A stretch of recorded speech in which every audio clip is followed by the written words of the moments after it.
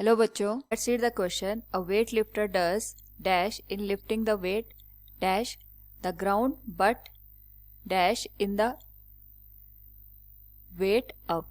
Now we have to fill in the blanks here. First of all, we will discuss here the key concept, and here the key concept is work done against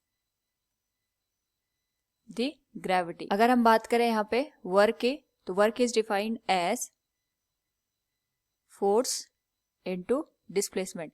जब किसी object पे force लगा के उसे force की direction में displace किया जाता है, उस पर्टिकुलर केस में we can say here work is done by an external force. तो इस पर्टिकुलर केस में जब हम किसी ऑब्जेक्ट को लिफ्ट करते हैं, suppose this one is the object, इसका मास यहाँ पे m है, इसको h हाइट तक उठाया जाता है.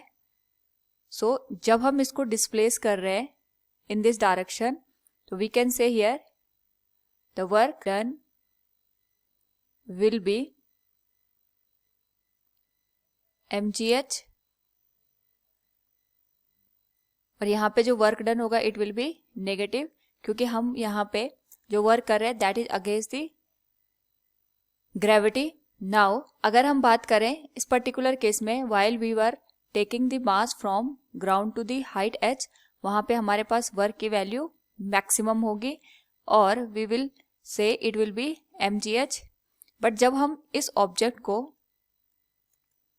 मैक्सिमम हाइट तक कैरी करेंगे, उस पर्टिकुलर केस में यहाँ पे अगर हमने ऑब्जेक्ट को होल्ड करके रखा है, तो होल्ड करने में हमारे पास यहाँ पे जो डिस्प्लेसमेंट होगा इट विल बी 0. अगर यहाँ पे डिस्प्लेसमेंट 0 हो गया तो यहाँ पे वर्क की वैल्यू भी हमारे पास 0 हो जाएगी. So we can say here from the given statement a weight lifter does work in lifting the weight from the ground, but यहाँ पे हमारे पास 0 वर्क होगा in the holding the weight up.